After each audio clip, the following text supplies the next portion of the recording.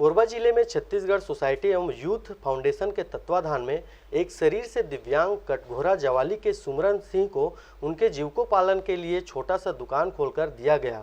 Chhattisgarh welfare society द्वारा अनेक प्रकार के आयाम चलाए जाते हैं। इसी आयाम के तहत दिव्यांगों को दुकान खोलकर दिया गया है। इस दुकान में 10,000 के सामान सोसाइटी द्वारा प्रदत्त किया गया। आपको बता दें कि छत्तीसगढ़ वेलफेयर सोसाइटी द्वारा गरीब, दिव्यांग एवं समाज के विकास के क्षेत्र में अनेक प्रकार के कार्य किए जा रहे हैं। दुकान में सहयोग करने वाले प्रमुख रूप से सेवा मित्र ज्योति प्रकाश जायसवाल, सेंटी गर्ग प्रकाश जायसवाल व सूरज ठाकुर हैं। हमारी संस्था है छत्तीसगढ़ हेल्थ वेलफेयर सोसाइटी एवं यूथ फाउंडेशन। इसके जन कल्याणकारी और समाज कल्याणकारी कार्यों के विशेष में कार्य करती है, जिसके लिए समाज के द्वारा और समाज के सहयोग से संपादित किया जाने वाला कार्य है। और आज इसी कड़ी पे स्वावलंबन सेवा के तहत में यह कार्य किया जा रहा है।